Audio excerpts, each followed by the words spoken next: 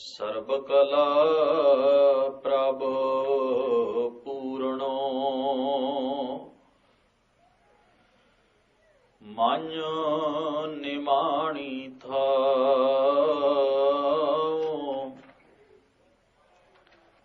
ਹਰ ਓਟ ਗਹੀ ਮਨ ਅੰਦਰੇ ਜਪ ਜਪ ਜੀਵਾਨਾ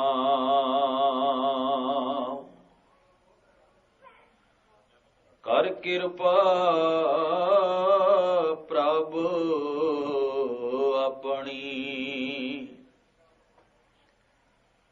ਜਨ ਧੂੜੀ ਸੰਗ ਸਮਾਉ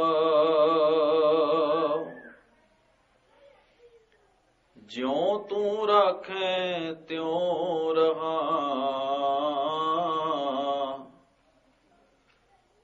ਤੇਰਾ ਦਿੱਤਾ ਪਹਿਨਾ ਖਾਉ ਉਦਮ ਸੋਈ ਕਰਾਏ ਪ੍ਰਭ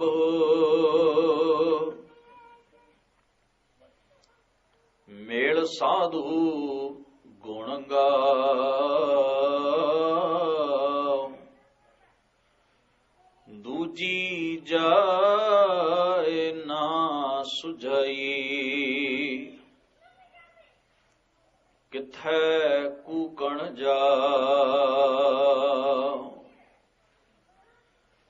ਅਗਿਆਨ ਵਿਨਾਸ਼ਨ ਤਮ ਹਰਣ ਊਚੇ ਅਗੰਮ ਅਮਾਉ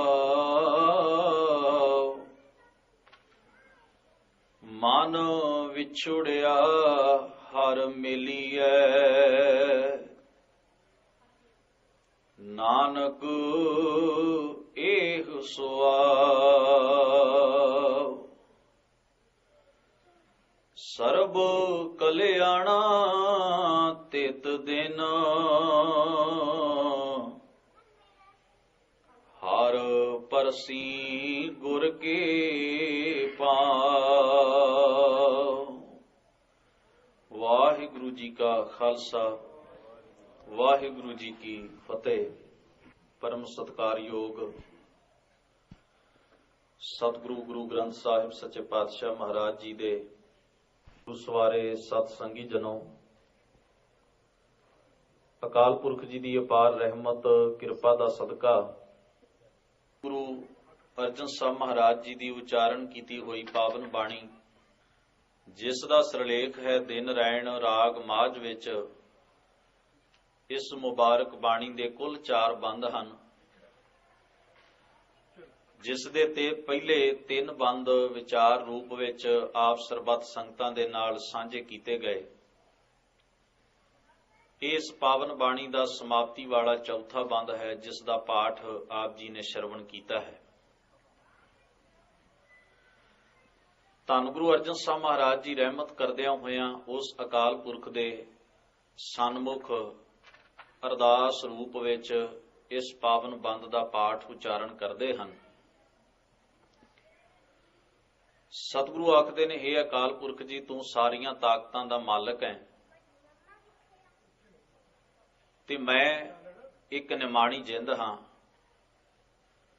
ਔਰ ਮੇਰੀ ਜੀ ਦੀ ਬਿਰਥਾ, ਮੇਰੀ ਅਰਦਾਸ ਕੇਵਲ ਤੇਰੇ ਕੋਲ ਹੀ ਹੋ ਸਕਦੀ ਹੈ।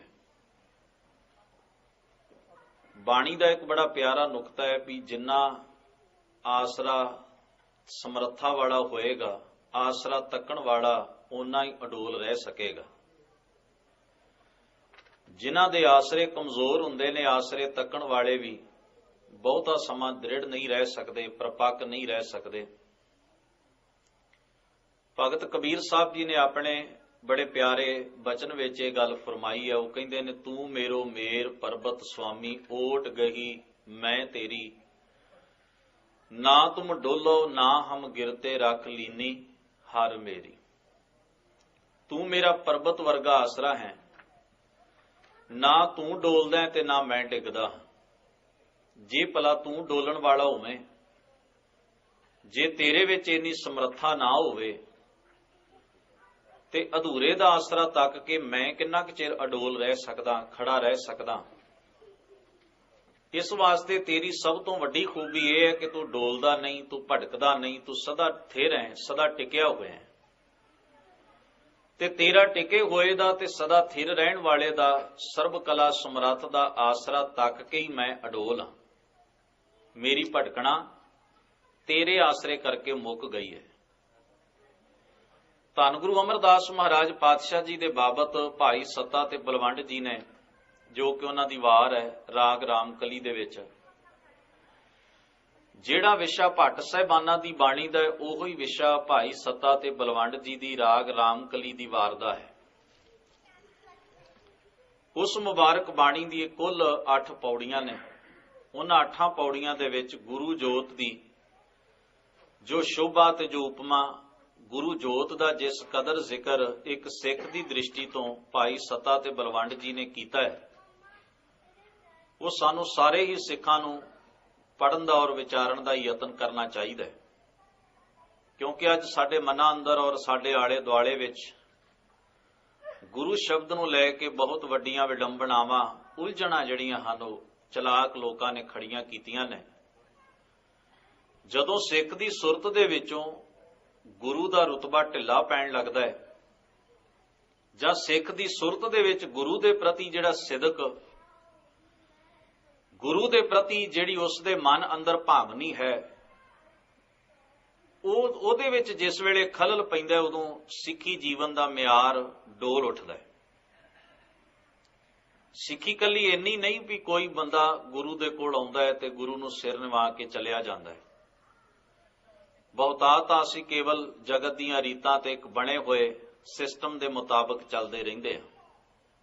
ਸਿੱਖੀ ਇਸ ਬਣੇ ਹੋਏ ਸਿਸਟਮ ਦਾ ਨਾਂ ਨਹੀਂ, ਸਿੱਖੀ ਇਸ ਤੋਂ ਵੀ ਪਾਰ ਦੀ ਖੇਡ ਹੈ, ਜਿੱਥੇ ਸਿੱਖ ਹਰ ਵੇਲੇ ਤੇ ਹਰ ਪਲ ਆਪਣੇ ਗੁਰੂ ਦੀ ਸਾਂਝ ਨੂੰ ਆਪਣੇ ਅੰਦਰ ਮਹਿਸੂਸ ਕਰਦਾ ਹੈ ਤੇ ਉਸ ਸਾਂਝ ਨੂੰ ਹੋਰ ਪ੍ਰਪੱਕ ਤੇ ਹੋਰ ਮਜ਼ਬੂਤ ਕਰਨ ਵਾਸਤੇ ਦਿਨ ਰਾਤ ਕੋਸ਼ਿਸ਼ ਤੇ ਉਦਮ ਕਰਦਾ ਹੈ। ਉਸ ਸਾਂਝ ਦਾ ਨਾਮ ਸਿੱਖੀ ਹੈ, ਜਿਹੜੀ ਸਿੱਖ ਆਪਣੇ ਸੁਰਤ ਵਿੱਚ, ਆਪਣੇ ਹਿਰਦੇ ਵਿੱਚ, ਆਪਣੇ ਕਿਰਦਾਰ ਤੇ ਬੋਲ ਰਾਹੀਂ ਪਾਲਣ ਦੀ ਕੋਸ਼ਿਸ਼ ਕਰਦਾ ਹੈ। ਇੱਕ ਤੇ ਹੁੰਦੀ ਹੈ ਨਾ ਪ੍ਰਚਲਿਤ ਧਾਰਨਾ, ਜਿਸ ਮੁਤਾਬਕ ਅਸੀਂ ਸਾਰੇ ਚੱਲਦੇ ਹਾਂ ਵੀ ਆਹ ਵੀ ਕਰਨਾ ਹੈ, ਆਹ ਵੀ ਕਰਨਾ ਹੈ। ਉਹ ਤਾਂ ਕੇਵਲ ਬਾਹਰੀ ਚੀਜ਼ਾਂ ਨੇ, ਸ਼ਾਇਦ ਉਹ ਆਪਣੀ ਸਾਂਝ ਦੱਸਣ ਦਾ ਇੱਕ ਢੰਗ ਨੇ, ਪਰ ਦਰਅਸਲ ਇਸ ਸਾਂਝ ਨੂੰ ਪੱਕਿਆਂ ਕਿਵੇਂ ਕੀਤਾ ਜਾਏ ਤੇ ਸਾਂਝ ਦਾ ਸਾਡੇ ਅੰਦਰ ਕਿਹੋ ਜਿਹੀ ਭਾਵਨਾ ਇਸ ਪ੍ਰਤੀ ਪੈਦਾ ਹੋਣੀ ਚਾਹੀਦੀ ਹੈ। ਗੁਰੂ ਮਹਾਰਾਜ ਨੇ ਭੱਟ ਸਾਹਿਬਾਨਾਂ ਦੀ ਬਾਣੀ ਨੂੰ ਗੁਰੂ ਗ੍ਰੰਥ ਸਾਹਿਬ ਮਹਾਰਾਜ ਦੇ ਵਿੱਚ ਦਰਜ ਕੀਤਾ। ਉਹਨਾਂ ਦੀ ਸਾਰੀ ਬਾਣੀ ਦਾ ਵਿਸ਼ਾ ਤੁਸੀਂ ਗੌਰ ਕਰਕੇ ਵੇਖਣਾ, ਆਪ ਵਿੱਚੋਂ ਜਿਹੜੇ ਬਾਣੀ ਨੂੰ ਆਪ ਖੁਦ ਪੜ੍ਹਦੇ ਨੇ ਜਾਂ ਸੁਣਦੇ ਨੇ ਧਿਆਨ ਨਾਲ, ਭੱਟ ਸਾਹਿਬਾਨਾਂ ਦੀ ਬਾਣੀ ਵਿੱਚ ਕਿਸੇ ਸਰੀਰ ਦੀ ਉਸਤਤ ਨਹੀਂ ਕੀਤੀ ਗਈ ਕਿ ਸਤਿਗੁਰੂ ਮਹਾਰਾਜ ਤੁਹਾਡਾ ਚਿਹਰਾ ਬਹੁਤ ਸੋਹਣਾ ਹੈ, ਤੁਹਾਡਾ ਇਹ ਸਰੀਰ ਬੜਾ ਸੁੰਦਰ ਹੈ, ਤੁਹਾਡੇ ਸਰੀਰ ਵਿੱਚ ਸਮਰੱਥਾ ਤਾਕਤ ਬੜੀ ਹੈ। ਨਹੀਂ, ਸਾਰੀ ਹੀ ਬਾਣੀ ਦੇ ਵਿੱਚ ਗੁਰੂ ਜੋਤ ਦਾ ਜ਼ਿਕਰ। ਇੱਕ ਦੋ ਪ੍ਰਮਾਣ ਤੁਹਾਡੇ ਨਾਲ ਜ਼ਰੂਰੀ ਸਾਂਝੇ ਕਰ ਲਵਾਂ, ਜਿਸ ਵਿੱਚ ਭੱਟ ਸਾਹਿਬਾਨਾਂ ਨੇ ਇੱਕ ਬਚਨ ਕਿਹਾ, ਇੱਕ ਪੰਕਤੀ ਵਿੱਚੋਂ ਹੀ ਤੁਹਾਨੂੰ ਇਹਦੀ ਟੋਹ ਲੱਭ ਜਾਏਗੀ। ਰਾਮਦਾਸ ਗੁਰੂ ਜਗ ਤਾਰਨ ਕਉ, ਗੁਰ ਜੋਤ ਅਰਜੁਨ ਮਾਹੇ। ਗੁਰ ਅਰਜੁਨ ਮਾਹੇ ਨਹੀਂ, ਅਰਜੁਨ ਮਾਹੇ ਤਰੀ। ਜਿੰਨਾ ਚਿਰ ਗੁਰੂ ਜੋਤ ਅਰਜਨ ਨਾਮਕ ਸਰੀਰ ਵਿੱਚ ਨਹੀਂ ਟਿਕਦੀ, ਉਹ ਗੁਰੂ ਨਹੀਂ ਹੁੰਦੇ। ਕਿੱਡੀ ਵੱਡੀ ਖੇਡ ਬਿਆਨ ਕਰ ਦਿੱਤੀ ਹੈ। ਜਿਹੜੀ ਗੱਲ ਭਾਈ ਸੱਤਾ ਤੇ ਬਲਵੰਡ ਜੀ ਨੇ ਆਪਣੀ ਵਾਰ ਵਿੱਚ ਆਖੀ ਹੈ, ਜੋਤ 오ਹਾ ਜੁਗਤ ਸਾਏ ਸ਼ੈ ਕਾਇਆ ਉਕੇਰ ਪਲਟੀ ਹੈ। ਭੱਟਾਂ ਨੇ ਉਸ ਦੀ ਐਕਸਪਲੇਨੇਸ਼ਨ ਕਰਦਿਆਂ, ਵਿਆਖਿਆ ਕਰਦਿਆਂ ਅੱਗੇ ਜਾ ਕੇ ਗੱਲ ਕਹੀ, ਜੋਤ ਰੂਪ ਹਰਿਆਪ ਗੁਰੂ ਨਾਨਕ ਕਹਾਇਓ, ਤਾਂ ਤੇ ਅੰਗਦ ਭਇਓ ਤਤ ਸਿਉ ਤਤ ਮਿਲਾਇਓ, ਅੰਗਦ ਕਿਰਪਾ ਧਾਰ ਅਮਰ ਸਤਿਗੁਰ ਥਿਰ ਕੀਓ, ਅਮਰਦਾਸ ਅਮਰਤ ਸ਼ਤਰ ਗੁਰ ਰਾਮਹਿ ਦੀਓ, ਗੁਰ ਰਾਮਦਾਸ ਦਰਸ਼ਨ ਪਰਸ ਕਹਿ ਮਥੁਰਾ ਅੰਮ੍ਰਿਤ ਬੈਣ, ਮੂਰਤ ਪੰਚ ਪ੍ਰਮਾਣ ਪੁਰਖ ਗੁਰ ਅਰਜੁਨ ਪਿਖੋ ਨੈਣ। ਜਿਹੜੀ ਪੰਕਤੀ ਮੈਂ ਸਾਂਝੀ ਕੀਤੀ ਉਹ ਉਸ ਵਕਤ ਦੀ ਹੈ। ਉਸ ਹਾਲਾਤ ਦਾ ਜ਼ਿਕਰ ਹੈ ਜਦੋਂ ਗੁਰੂ ਰਾਮਦਾਸ ਮਹਾਰਾਜ ਜੀ ਆਪਣੀ ਜਗ੍ਹਾ ਦੇ ਉੱਤੇ ਆਪਣੇ ਸਭ ਤੋਂ ਛੋਟੇ ਸਾਹਿਬਜ਼ਾਦੇ ਨੂੰ ਨੀਅਤ ਕਰਦੇ ਨੇ, ਜੋਤ ਤੇ ਜੁਗਤ ਦੇ ਵਾਰਸ ਤੇ ਮਾਲਕ ਬਣਾਉਂਦੇ ਨੇ। ਉਥੇ ਇਹ ਨਹੀਂ ਕਿਹਾ ਵੀ ਗੁਰੂ ਰਾਮਦਾਸ ਮਹਾਰਾਜ ਗੁਰੂ ਅਰਜਨ ਸਾਹਿਬ ਮਹਾਰਾਜ ਵਿੱਚ ਜੋਤ ਰੱਖ ਰਹੇ, ਨਹੀਂ, ਅਰਜਨ ਦੇ ਵਿੱਚ ਜੋਤ ਰੱਖ ਰਹੇ। ਅਰਜਨ ਸਰੀਰ ਦਾ ਨਾਮ ਹੈ, ਗੁਰੂ ਤਾਂ ਸਾਖਿਆਤ ਹੈ, ਸਦੀਵ ਕਾਲੀ ਹੈ, ਸਰਬਥਾਨੀ ਹੈ। ਰਾਮਦਾਸ ਗੁਰੂ ਜਗ ਤਾਰਨ ਕਉ ਗੁਰ ਜੋਤ ਅਰਜੁਨ ਮਾਹਿ ਧਰੀ। ਹੁਣ ਇਹ ਬੜੀ ਪਿਆਰੀ ਖੇਡ ਹੈ ਇਸ ਜਗ੍ਹਾ ਦੇ ਉੱਤੇ। ਇਸੇ ਚੀਜ਼ ਦੀ ਵਿਆਖਿਆ ਭਾਈ ਸੱਤਾ ਤੇ ਬਲਵੰਡ ਜੀ ਨੇ ਕੀਤੀ ਹੈ। ਦਰਅਸਲ ਇਹ ਕੁਝ ਗੱਲਾਂ ਨੇ ਜਿਹੜੀਆਂ ਸਿੱਖ ਦੀ ਸੁਰਤ ਵਿੱਚ ਪੱਕੇ ਤੌਰ ਉੱਤੇ ਟਿਕਣੀਆਂ ਚਾਹੀਦੀਆਂ ਸਨ ਤੇ ਇਹਨਾਂ ਦੀ ਵਿਚਾਰ ਅਸੀਂ ਕਰਨੀ ਸੀ, ਪਰ ਇਹ ਰਹਿੰਦੀਆਂ ਜਾਂਦੀਆਂ ਨੇ, ਮਨਫੀ ਹੋ ਰਹੀਆਂ ਨੇ। ਖੈਰ, ਤੀਸਰੇ ਪਾਤਸ਼ਾਹ ਮਹਾਰਾਜ ਦੀ ਸ਼ੋਭਾ ਗੁਰੂ ਜੋਤ ਉਸਤਤ ਕਰਦਿਆਂ ਤੇ ਤੀਸਰੇ ਪਾਤਸ਼ਾਹ ਜੀ ਦੇ ਮਹਾਨ ਵਿਅਕਤੀਤਵ ਦੀ ਗੱਲ ਕਰਦਿਆਂ ਭਾਈ ਸੱਤਾ ਤੇ ਬਲਵੰਡ ਜੀ ਨੇ ਲਿਖਿਆ, ਕਹਿੰਦੇ ਝੱਖੜ ਵਾਓ ਨਾ ਡੋਲਈ ਪਰਬਤ ਮੇਰਾਣ, ਜਾਣੈ ਬਿਰਥਾ ਜੀ ਕੀ ਜਾਣੀ ਹੂੰ ਜਾਣ, ਕਿਆ ਸਲਾਹੀ ਸੱਚੇ ਪਾਤਸ਼ਾਹ ਜਾਂ ਤੂੰ ਸੂੜ ਸੁਜਾਣ। ਕਹਿੰਦੇ ਜਿਵੇਂ ਕਿੰਨੀਆਂ ਵੀ ਹਨੇਰੀਆਂ ਝੱਖੜ ਆਉਂਦੇ ਨੇ ਤੇ ਪਰਬਤ ਉਹਨਾਂ ਹਨੇਰੀਆਂ ਸਾਹਮਣੇ ਡੋਲਦੇ ਨੇ, ਅਹਿਲ ਨੇ, ਤੇਜ਼ ਹਵਾ ਦੇ ਵਿੱਚ ਵੀ ਉਹ ਅਹਿਲ ਨੇ। ਇਸੇ ਤਰ੍ਹਾਂ ਹੀ ਧੰਨ ਗੁਰੂ ਅਮਰਦਾਸ ਮਹਾਰਾਜ ਤੁਹਾਡੇ ਜੀਵਨ ਤੋਂ ਏਡੀ ਵੱਡੀ ਤੇ ਮਹਾਨ ਪ੍ਰੇਰਣਾ ਸਾਨੂੰ ਜੀਵਾਂ ਨੂੰ ਮਿਲਦੀ ਹੈ ਕਿ ਬੜੇ ਝੱਖੜ ਬੜੀਆਂ ਹਨੇਰੀਆਂ ਇਸ ਜੀਵਨ ਵਿੱਚ ਝੁੱਲਦੀਆਂ ਨੇ, ਆਖਰ ਜ਼ਿੰਦਗੀ ਹੈ ਹੀ ਇਹਨਾਂ ਚੀਜ਼ਾਂ ਦਾ ਨਾਂ। ਆਮ ਤੌਰ ਤੇ ਅਸੀਂ ਸਾਰੇ ਇੱਕੋ ਹੀ ਧਾਰਨਾ ਬਣਾ ਕੇ ਚੱਲਦੇ ਹਾਂ ਕਿ ਜੀਵਨ ਵਿੱਚ ਜੋ ਵੀ ਵਾਪਰੇ ਸੁੱਖ ਵਾਲਾ ਹੀ ਵਾਪਰੇ, ਦੁੱਖ ਨਹੀਂ ਵਾਪਰਨਾ ਚਾਹੀਦਾ। ਪਰ ਨਾ ਇਹ ਕਦੇ ਪੋਸੀਬਲ ਹੋਇਆ ਤੇ ਨਾ ਇਹਨੇ ਹੋਣਾ ਹੈ। ਗੌਰ ਕਰਨਾ, ਨਾ ਇਹ ਪੋਸੀਬਲ ਹੈ ਤੇ ਨਾ ਇਹ ਹੋ ਸਕਦਾ ਹੈ, ਕਿਉਂਕਿ ਜੀਵਨ ਕੱਲਾ ਸੁੱਖ ਦਾ ਨਾਮ ਨਹੀਂ, ਦੁੱਖ ਨੂੰ ਨਾਲ ਹੰਢਾਉਣ ਦਾ ਨਾਮ ਬਰਾਬਰ ਜੀਵਨ ਹੈ। ਇੱਕ ਸਿੱਕੇ ਦੇ ਦੋ ਪਹਿਲੂ ਹੁੰਦੇ ਨੇ। ਜੇ ਉਹਦਾ ਇੱਕੋ ਹੀ ਪਹਿਲੂ ਹੋਵੇ ਤੇ ਫਿਰ ਉਹਨੂੰ ਤੁਸੀਂ ਖੋਟਾ ਕਹੋਗੇ, ਉਹਨੂੰ ਕੋਈ ਵੀ ਖਰੀਦੇਗਾ ਨਹੀਂ, ਲਵੇਗਾ ਨਹੀਂ, ਸੌਦਾ ਨਹੀਂ ਹੋ ਸਕਦਾ ਉਸ ਦੇ ਨਾਲ। ਸੁੱਖ ਦੀ ਕੀਮਤ ਸਾਡੇ ਜੀਵਨ ਵਿੱਚ ਤਾਂ ਹੈ ਕਿਉਂਕਿ ਦੁੱਖ ਆਉਂਦਾ ਹੈ ਤੇ ਸੁੱਖ ਦੀ ਤੁਹਾਡੇ ਸਾਹਮਣੇ ਕੀਮਤ ਪੈਦਾ ਕਰਦਾ ਹੈ ਵੀ ਸੁੱਖ ਕੀ ਚੀਜ਼ ਹੈ। ਜੇ ਦੁੱਖ ਨਾ ਹੋਵੇ ਤੁਸੀਂ ਸੁੱਖ ਦੀ ਕਦੇ ਕਦਰ ਹੀ ਨਾ ਕਰੋ। ਜੇ ਸਾਡੇ ਅੰਦਰ ਭੁੱਖ ਪੈਦਾ ਨਾ ਹੋਵੇ ਤੇ ਖਾਦੇ ਹੋਏ ਦਾ ਕਦੇ ਸਵਾਦ ਨਹੀਂ ਆ ਸਕਦਾ। ਜੇ ਨੀਂਦ ਨਾ ਹੋਵੇ ਤੇ ਸੌਣ ਦਾ ਆਨੰਦ ਨਹੀਂ ਆ ਸਕਦਾ। ਹਰ ਚੀਜ਼ ਦੀ ਜਿਹੜੀ ਵਿਰੋਧੀ ਚੀਜ਼ ਹੈ ਉਹਦੀ ਕੀਮਤ ਤੈਅ ਕਰਦੀ ਹੈ, ਉਸ ਦੀ ਕੀਮਤ ਨੂੰ ਸਾਡੇ ਅੰਦਰ ਪੈਦਾ ਕਰਦੀ ਹੈ। ਦੁੱਖ ਸਾਡੇ ਜੀਵਨ ਅੰਦਰ ਸੁੱਖ ਦੀ ਅਹਿਮੀਅਤ ਤੇ ਕਦਰ ਪੈਦਾ ਕਰਦਾ ਹੈ ਵੀ ਸੁੱਖ ਕੀ ਚੀਜ਼ ਹੈ ਤੇ ਕਿੰਨੀ ਕੀਮਤੀ ਵਸਤੂ ਹੈ, ਤਾਈਏ ਤੇ ਉਹਦੇ ਲਈ ਦੌੜੇ ਫਿਰਦੇ ਹਾਂ। ਇਸ ਵਾਸਤੇ ਧੰਨ ਗੁਰੂ ਗ੍ਰੰਥ ਸਾਹਿਬ ਮਹਾਰਾਜ ਨੇ ਤਾਂ ਇਹਨੂੰ ਸੁੱਖ ਤੇ ਦੁੱਖ ਨੂੰ ਇਹ ਦੋ ਸ਼ਬਦਾਂ ਦੇ ਵਿੱਚ ਬਿਆਨ ਕੀਤਾ ਵੀ ਦੋਏ ਦਰ ਕੱਪੜੇ। ਦੋਏ ਦਰ ਕੱਪੜੇ, ਰੱਬ ਦੇ ਦਰ ਤੋਂ ਮਿਲੇ ਹੋਏ ਦੋ ਜੀਵਨ ਦੇ ਵਸਤਰ ਨੇ। ਸੁੱਖ ਵੀ ਹੰਢਾਉਂਦੇ ਆ, ਦੁੱਖ ਵੀ ਹੰਢਾਉਂਦੇ ਆ। ਧੰਨ ਗੁਰੂ ਗ੍ਰੰਥ ਸਾਹਿਬ ਮਹਾਰਾਜ ਦੀ ਬਾਣੀ ਦੇ ਵਿੱਚ ਬੜੀ ਪਿਆਰੀ ਇੱਕ ਅਰਦਾਸ ਕੀਤੀ ਗਈ। ਆਮ ਤੌਰ ਤੇ ਅਰਦਾਸ ਕੋਈ ਨਹੀਂ ਕਰਦਾ। ਸਭਨਾਂ ਦੀ ਅਰਦਾਸ ਦਾ ਇੱਕੋ ਹੀ ਨੁਕਤਾ ਹੁੰਦਾ ਹੈ ਕੇਂਦਰੀ, ਵੀ ਸਾਨੂੰ ਦੁੱਖ ਨਹੀਂ ਮਿਲਣਾ ਚਾਹੀਦਾ, ਸਾਨੂੰ ਸੁੱਖ ਚਾਹੀਦਾ, ਬਸ ਸੁੱਖ ਹੀ ਚਾਹੀਦਾ। ਪਰ ਬਾਣੀ ਦੀ ਅਰਦਾਸ ਥੋੜੀ ਜਿਹੀ ਵੱਖਰੇ ਐਂਗਲ ਤੋਂ ਹੈ।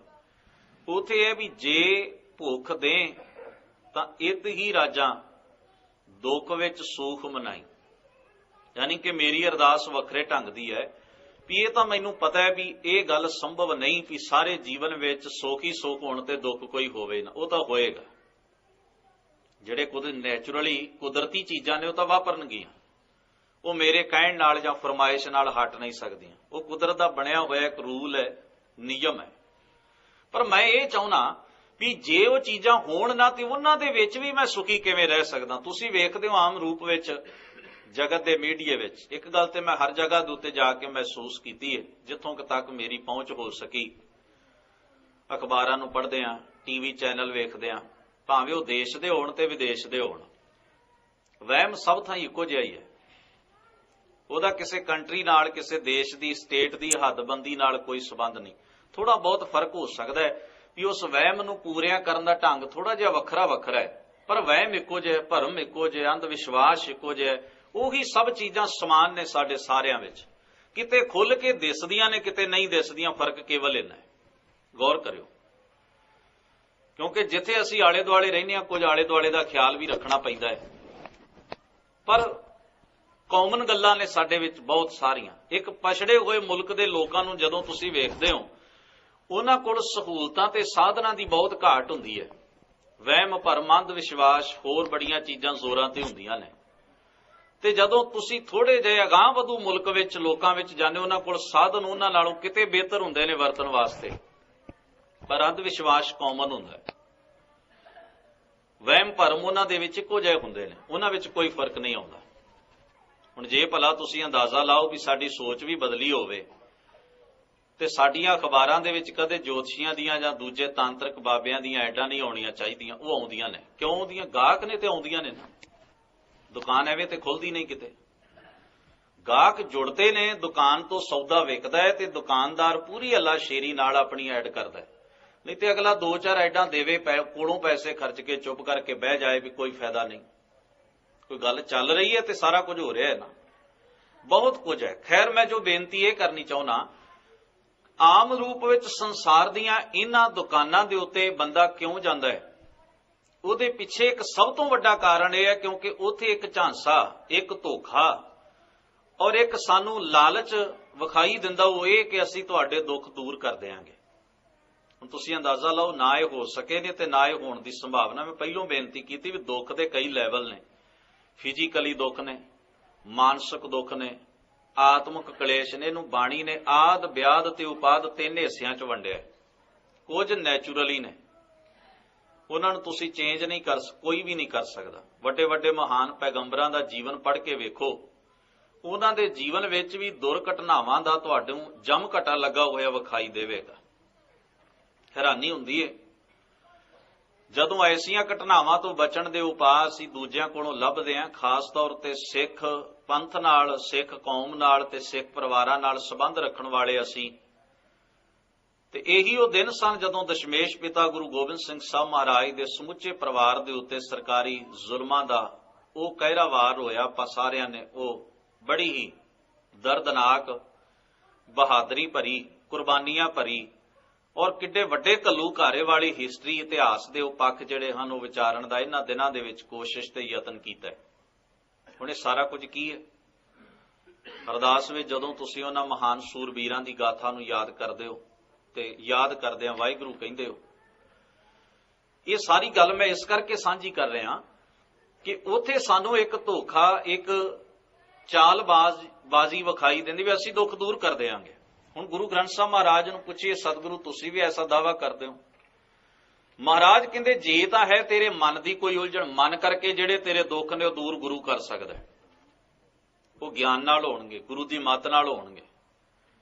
ਜਿਹੜੇ ਕੁਦਰਤੀ ਨੇ ਨਾ, ਜੀਵਨ ਵਿੱਚ ਸਬੱਬ ਬਣ ਕੇ ਦੁੱਖ ਆਉਂਦਾ ਹੈ, ਕਾਰਨ ਬਣ ਕੇ ਦੁੱਖ ਆਉਂਦਾ ਹੈ, ਵਿਪਦਾ ਵਿੱਚ ਫਸ ਜਾਂਦੇ ਹਨ, ਦੁਰਘਟਨਾਵਾਂ ਵਾਪਰ ਜਾਂਦੀਆਂ ਨੇ, ਜਾਂ ਵਾਧੇ ਘਾਟੇ ਹੋਰ ਜੀਵਨ ਵਿੱਚ ਬੇਸ਼ੁਮਾਰ ਵਾਪਰਦੇ ਨੇ, ਉਹਨਾਂ ਨੂੰ ਕੋਈ ਸਿੱਧੇ ਰੂਪ 'ਚ ਦੁਖੀ ਨਹੀਂ ਕਰ ਸਕਦਾ। ਕੋਈ ਦਾਅਵਾ ਨਹੀਂ ਕਰ ਸਕਦਾ ਵੀ ਇਹ ਨਹੀਂ ਆਉਣਗੇ ਤੁਹਾਡੇ ਜੀਵਨ 'ਚ। ਹੋ ਸਕਦਾ ਘੜੀ ਕੁ ਨੂੰ ਆ ਜਾਣ। ਫਿਰ ਮਹਾਰਾਜ ਤੁਸੀਂ ਸਾਡੀ ਕੀ ਮਦਦ ਕਰੋਗੇ?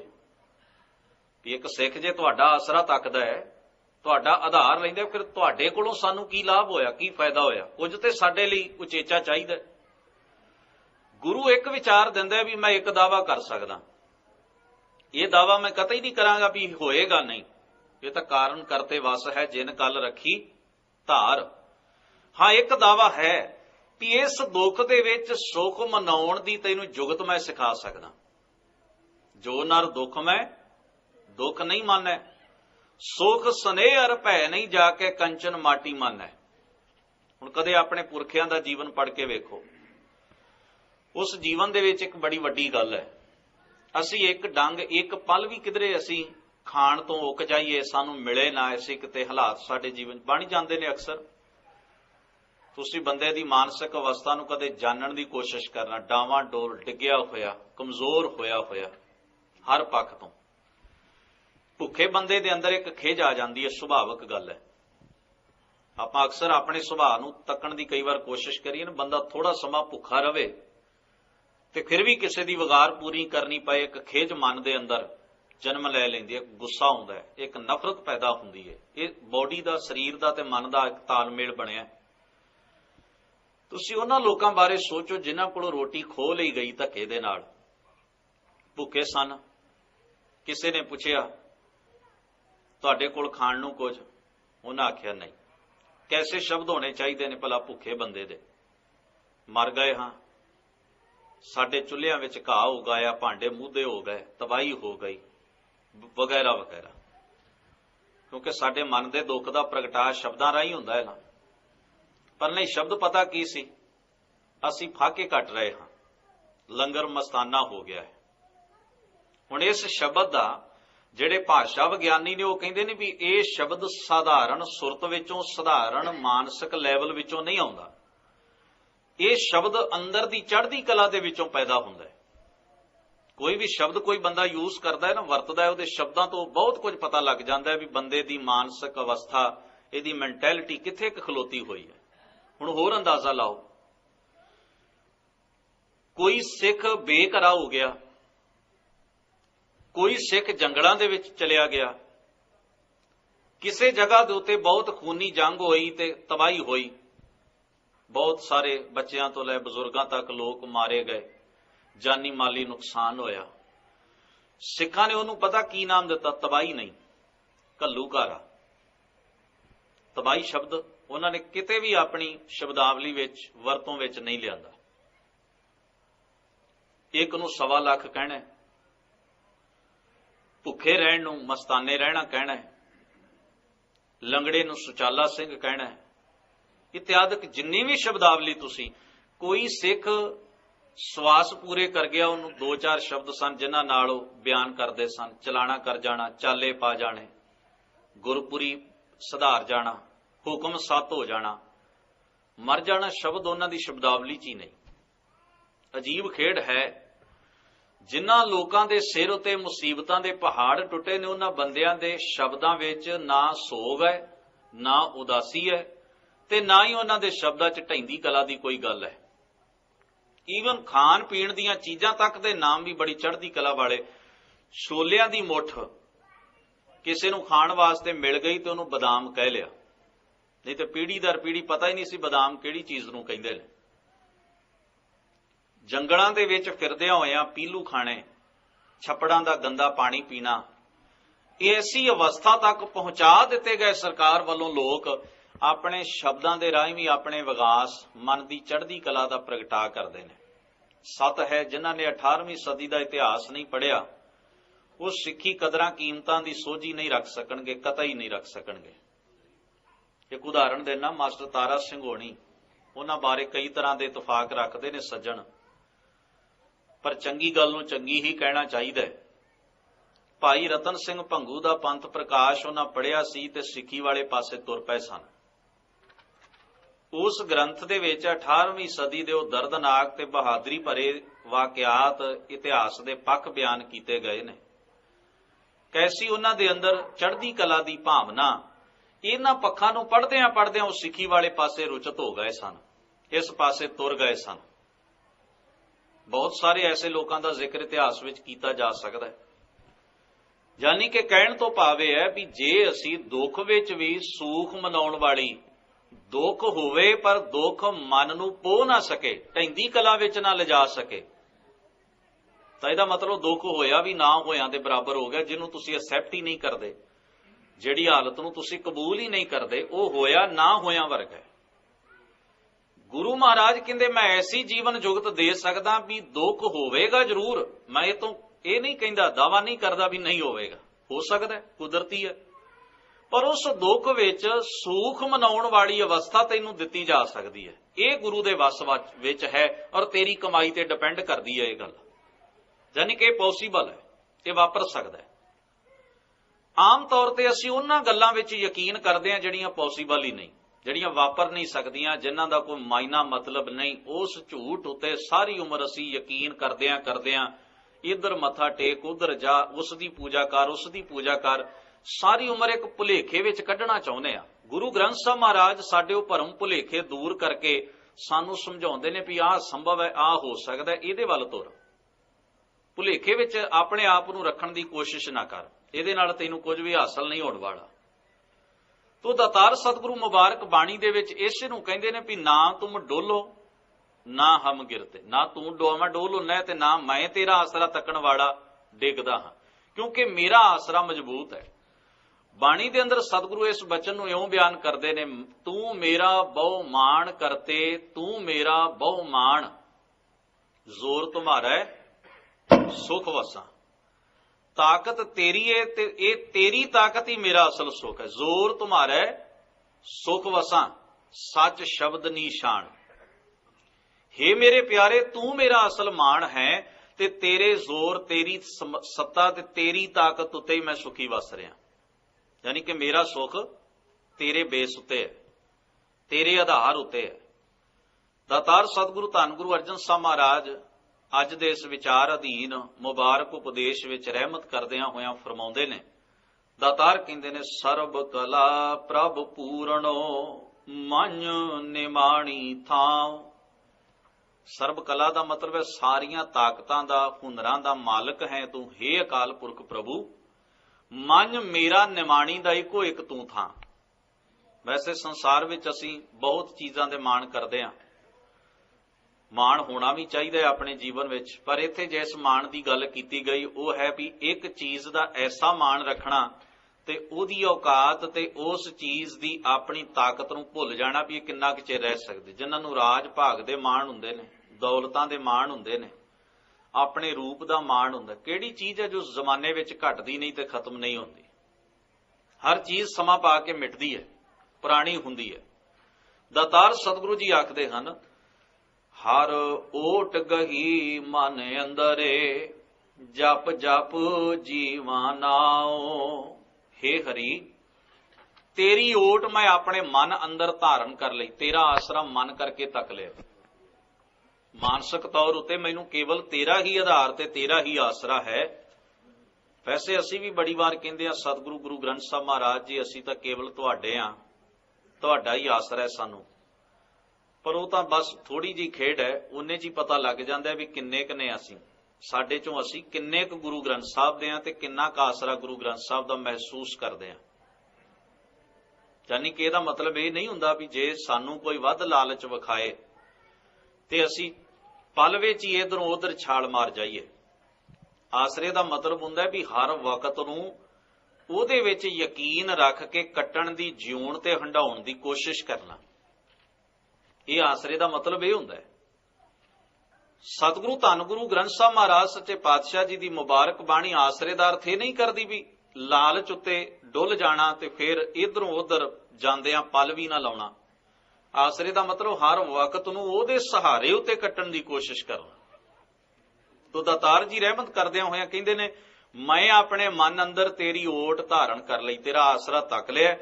ਜਪ ਜਪ ਜੀਵਾ ਨਾਉ, ਮੈਂ ਆਤਮਿਕ ਜੀਵਨ ਬਤੀਤ ਕਰਦਾ ਤੇਰਾ ਨਾਮ ਦ੍ਰਿੜ ਕਰਕੇ, ਤੇਰੇ ਗੁਣ ਤੇਰੀ ਹੋਂਦ ਨੂੰ ਦ੍ਰਿੜ ਕਰਕੇ।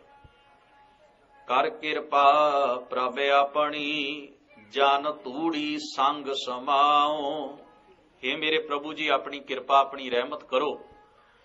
ਤੇ ਤੁਹਾਡੀ ਕਿਰਪਾ ਦਾ ਮੈਂ ਇਹ ਪ੍ਰਮਾਣ ਚਾਹੁੰਦਾ ਹਾਂ, ਕਿਉਂਕਿ ਉਹਦੀ ਰਹਿਮਤ ਦਾ ਪ੍ਰਮਾਣ ਕੀ ਹੈ? ਸਤਿਗੁਰੂ ਗੁਰੂ ਅਰਜਨ ਸਾਹਿਬ ਕਹਿੰਦੇ, ਮੇਰੇ ਉੱਤੇ ਉਹਦੀ ਰਹਿਮਤ ਹੋਵੇ, ਇਹਦਾ ਪ੍ਰਮਾਣ ਮੈਨੂੰ ਇਹ ਚਾਹੀਦਾ ਹੈ ਕਿ ਤੇਰੇ ਪਿਆਰਿਆਂ ਦੀ, ਜਿਹੜੇ ਤੇਰੇ ਨਾਲ ਜੁੜੇ ਨੇ, ਤੇਰੇ ਰਾਹ ਦੇ ਪਾਂਧੀ ਨੇ, ਉਹਨਾਂ ਦੀ ਨਿਰਛਲ, ਨਿਸ਼ਕਪਟ ਤੇ ਨਿਸ਼ਕਾਮ ਹੋ ਕੇ ਨਿਮਰਤਾ ਤੇ ਨਿਰਮਾਣਤਾ ਦੇ ਨਾਲ ਮੈਂ ਸੋਭਤ ਮਾਣਦਾ ਰਵਾਂ, ਸੰਗਤ ਮਾਣਦਾ ਰਵਾਂ। ਜਿਉਂ ਤੂੰ ਰਾਖੈ ਤਿਉਂ ਰਹਾ, ਤੇਰਾ ਦਿੱਤਾ ਪਹਿਨਾ ਖਾਓ। ਤੇ ਤੇਰੀ ਕਿਰਪਾ ਤੇ ਤੇਰੀ ਬਖਸ਼ਿਸ਼ ਦਾ ਪ੍ਰਮਾਣ ਇਹ ਹੈ ਕਿ ਤੂੰ ਜਿਸ ਵੀ ਅਵਸਥਾ ਤੇ ਜਿਸ ਵੀ ਮਾਹੌਲ ਵਿੱਚ ਰੱਖੇ ਨਾ, ਮੈਂ ਉਸੇ ਨੂੰ ਰਾਜੀ, ਉਸੇ ਵਿੱਚ ਰਾਜੀ ਰਹਿਣਾ ਸਿੱਖ ਲਵਾਂ। ਯਾਨੀ ਕਿ ਤੇਰੇ ਹੁਕਮ ਦੇ ਵਿੱਚ ਤੈਨੂੰ ਲਾਂਭਾ ਨਾ ਦਿਆਂ। ਬਾਣੀ ਦਾ ਵਾਕ ਧੰਨ ਗੁਰੂ ਅਰਜਨ ਸਾਹਿਬ ਜੀ ਦਾ ਹੀ ਹੈ, ਜਿੱਥੇ ਸਤਿਗੁਰੂ ਕਹਿੰਦੇ ਨੇ, ਤੇਰਾ ਕੀਆ ਮੀਠਾ ਲੱਗੈ, ਹਰ ਨਾਮ ਪਦਾਰਥ ਨਾਨਕ ਮੰਗੈ। ਉਲਾਹ ਨੂੰ ਮੈਂ ਕਾਹੂ ਨਾ ਦਿਓ, ਮਨ ਮੀਠ ਤੁਹਾਰੋ ਕੀਓ। ਆਗਿਆ ਮਾਨ ਜਾਨ ਸੁਖ ਪਾਇਆ, ਸੁਨ ਸੁਨ ਨਾਮ ਤੁਹਾਰੋ ਜੀਓ। ਮੈਂ ਤੈਨੂੰ ਕੋਈ, ਮੇਰੀ ਧੁਰ ਆਤਮਾ ਵਿੱਚੋਂ ਕੋਈ ਉਲਾਂਭਾ, ਕੋਈ ਸ਼ਿਕਵਾ ਤੇਰੇ ਪ੍ਰਤੀ ਨਾ ਆਵੇ। ਤੋ ਦਾਤਾਰ ਮਹਾਰਾਜ ਕਹਿੰਦੇ ਨੇ, ਮੈਨੂੰ ਤੇਰੀ ਹਰ ਰਜ਼ਾ, ਹਰ ਪਲ ਤੇਰੇ ਹੁਕਮ ਦਾ ਮਿੱਠਾ ਲੱਗੇ, ਚੰਗਾ ਲੱਗੇ, ਉਹਦੇ ਵਿੱਚ ਮੇਰਾ ਮਨ ਰਾਜ਼ੀ ਰਵੇ। ਔਰ ਦੂਸਰੀ ਗੱਲ, ਮੈਂ ਹਰ ਵਕਤ ਆਪਣੇ ਅੰਦਰ ਇਸੇ ਗੱਲ ਨੂੰ ਮਹਿਸੂਸ ਕਰਾਂ ਕਿ ਮੈਂ ਤੇਰਾ ਦਿੱਤਾ ਹੋਇਆ ਹੀ ਪਹਿਨ ਰਿਹਾ ਹਾਂ, तेरा दिता होया ही खा रहा। यानी कि ये सारे साधन ये तेरी कुदरत राही मेरे नसीब विच ने, मेरी झोली विच पए ने, ये सब तेरा ही है, मेरा अपना इस विच कुछ नहीं। ये जगत की तू रचना कीती है, सारे सोर्स पैदा कीते, साधन पैदा कीते, मैं भी तेरा पैदा कीता होया, इन्हां दे उत्ते डिपेंड हो के जिंदगी जी रहा। तो गुरूर कादा, माण कादा? बस असी कुदरत विचों कुछ लिया ते बंदियां ने रल मिल के आपस विच गिटमिट कीती ते काणी वंड कर लई। कोई भुखा मर रहा ते कोई रज के खा रहा, जिहदे कोल ज्यादा है वो दूजे नूं पल्ले नहीं बनदा। पर सवाल यह भी गुरूर कादा? साडा पैदा होया, पैदा कीता होया संसार विच है की? सारा ते असी कुदरत तो लिया। कुदरत तो लैके अपनी ताकत नाल ते चतुराई नाल असी उन्हां दे उत्ते कब्जा कर लिया, कुछ सोर्सां दे उत्ते। हुण असी दूजे नूं चढ़ाउंदे, खिजाउंदे ते दबाउंदे रहिंदे आ कि असी तकड़े आ, जिहड़ा अपना हक मंगेगा उहदे हत्थ वड़ देंगे। ये सारी कहानी जिहड़ी मनुख दे स्वार्थ ते हंकार दी उपज है, होर कुछ नहीं। धन गुरु ग्रंथ साहब महाराज सच्चे पातशाह कहते असी सारे जीव जिहड़े आ अपना कुछ भी पैदा करके नहीं खा रहे, कुदरत दे सोर्स ही सारे जीव वरत रहे ने। बस चातर चलाक ते ताकतवर लोकां ने अपनी बुद्ध दा गलत इस्तेमाल करदिआं होइआं सोर्सां ते कब्जा कर लिया। घरां च भी ये चलदा है, सारी खलकत विच, मानवता च तुसीं वेखो, दुनिया दे अंदर हर स्टेट जिहड़ी एक दौड़ दे विच है, वो सोच ही है ना एक, ते जिन्हां दे उत्ते लगातार धक्के हुंदे ने, हमले हुंदे ने, उन्हां दे सोर्स खोण वास्ते ते सारा कुछ हुंदा है। होर बाकी उहदे विच कढण पाउण नूं है की? तुसीं अंदाजा ला के वेखो। जिथे कोई कुदरती सोर्स है तगड़ा, उहदे उत्ते कब्जा करना चाहुंदा है, और उहदे ते कब्जा करन दे चक्कर दे विच कई कुछ शरारतां करदा है, साजिशां रचदा है, दुनिया दे अंदर कोहराम मचा के रखिया होया। लखां मनुख रोजाना उन्हां तेज धार हथियारां दी भेटा चढ़ जांदे ने। पहिलों लोकां नूं उजाड़िया जांदा है ते फिर वसाया जांदा है। उजाड़े ते वसाउण दे इस चक्कर दे विच कोई दानी बनदे ने, कोई महात्मा बनदे ने ते कोई बहादुर बनदे ने। ये सारी खेड बंदे दी स्वार्थ विचों निकली है। यानी कि अपने घर विच कोई खुश नहीं, दूसरे दे घर नूं तक के ते ओहदी चीज उत्ते कब्जा करके सारे खुशी लेना चाहुंदे ने। दुनिया दीआं लड़ाइयां दा बेस यही चीज है। तो धन सतगुरु गुरु अर्जन साहब महाराज कहंदे ने, उदम सोई कराए प्रभ मिल साधु गुण गाओ, दूजी जाए न सुजाई किथे कूकण जाओ। हे प्रभु मेरे कोलों ऐसा उद्यम कराओ भी मैं गुरु की संगत विच बैठ के तुहाडे गुण ग्रहण कर सकां, नेक दिल इंसान बन सकां, सचियारा पुरख बन सकां, सुचज्जे जीवन का मालक बन सकां। इस वास्ते मैं गुरु दी नाल सांझ बना के तुहाडे गुणां वाला जीवन धारण करां। ये मेरे अंदर उद्यम पैदा करो। मैं ऐसा उद्यम चाहुंदा, ऐसा पुरुषार्थ चाहुंदा अपने जीवन के अंदर। और सतगुरु कहंदे ने, दूजी जाए ना सुझई, तेरे तो बिना होर कोई थां मेरे कोल नहीं, मैं किथे कूकण वास्ते, अपनी पुकार करन वास्ते किथे जावां। यानी कि किहड़ा दर है जिथे जाके मैनूं आत्मक सुख मन का टिका मिल सकता है। तू मैनूं पैदा करन वाला है ते तेरी कुदरत दे उस सुभाअ दा हिस्सा बन के ही मैं अपने जीवन विच सुख पैदा कर सकदा, जीवन विच टिका पैदा कर सकदा। अज्ञान विनाशन तम हरण, ऊंचे अगम अमाओ, मन विछुड़िया हर मिलिए, नानक एह सुआओ। हे अज्ञानता दा नाश करन वाले, अंदर दी अज्ञानता दे अंधकार नूं दूर करन वाले तम हरण, हे सब तो श्रोमणी उच्चे सुप्रीम अगम अपहुंच बुद्धि दे तल तो परे, अमाओ ते किसी भी चीज विच ना समाउण वाले बेअंत परमात्मा जीओ। मन विछुड़िया हर मेलिए, मेरे इस विछड़े हुए मन नूं अपने नाल जोड़ो। गौर करना, असीं कुदरत विचों उपजे आ ते कुदरत दे सुभाअ तो वखरे रह के सुखी नहीं रह सकदे। सानू नेचर नाल एक सुर होना पएगा, जिहड़ी चीज बंदा अज दे समय विच सब तो वध भुल रहा है। कुदरत दे प्रकृति दे सुभाअ तो वखरा रह के सुखी होना चाहुंदा है, जो हो नहीं सकदा। तो पातशाह कहंदे ने, नानक इहो सुआओ, मेरा तो इको ही स्वार्थ है, मेरे अंदर तो इको ही तांग है कि मेरा विछड़िया होया मन तुहाडी याद विच एक सुर हो जाए। सर्ब कल्याणा तित दिन ਹਰ ਪਰਸੀ ਗੁਰ ਕੇ ਪਾਉ। ਪਾਤਸ਼ਾਹ ਕਹਿੰਦੇ ਮੇਰੇ ਵਾਸਤੇ ਤੇ ਸਾਰੇ ਸੁੱਖ ਉਸ ਦਿਨ ਨੇ ਜਦੋਂ ਮੈਂ ਗੁਰੂ ਦੇ ਪੈਰ ਪਰਸ ਲਵਾਂ, ਗੁਰੂ ਦੇ ਚਰਨ ਫੜ ਲਵਾਂ। ਗੁਰੂ ਦੇ ਚਰਨ ਹਨ ਹਿਰਦੈ ਸ਼ਬਦ, ਹਿਰਦੈ ਚਰਨ ਸ਼ਬਦ ਸਤਿਗੁਰ ਕੋ ਨਾਨਕ ਬਾਂਧਿਓ ਪਾਲ। ਜਦੋਂ ਗੁਰੂ ਦਾ ਸ਼ਬਦ ਸੁਰਤ ਵਿੱਚ ਟਿਕ ਜਾਂਦਾ ਹੈ ਤਾਂ ਇਹ ਹੈ ਗੁਰੂ ਦੇ ਚਰਨਾਂ ਨਾਲ ਜੁੜ ਜਾਣਾ। ਇਹੀ ਮੇਰੇ ਵਾਸਤੇ ਸਾਰੇ ਸੁੱਖਾਂ ਦਾ ਇੱਕ ਮੁੱਢ ਹੈ ਤੇ ਸਾਰੇ ਸੁੱਖਾਂ ਦਾ ਮਿਲ ਜਾਣ ਹੈ ਵੀ ਜਿਸ ਦਿਨ ਮੈਂ ਗੁਰੂ ਦੀ ਸ਼ਬਦ ਨੂੰ ਆਪਣੀ ਸੁਰਤ ਵਿੱਚ ਵਸਾ ਲੈਂਦਾ ਹਾਂ। ਭਾਈ ਗੁਰਦਾਸ ਜੀ ਨੇ ਇਸ ਦਾ ਜ਼ਿਕਰ ਕਰਦਿਆਂ ਕਿਹਾ ਗੁਰ ਮੂਰਤ ਗੁਰ ਸ਼ਬਦ ਹੈ।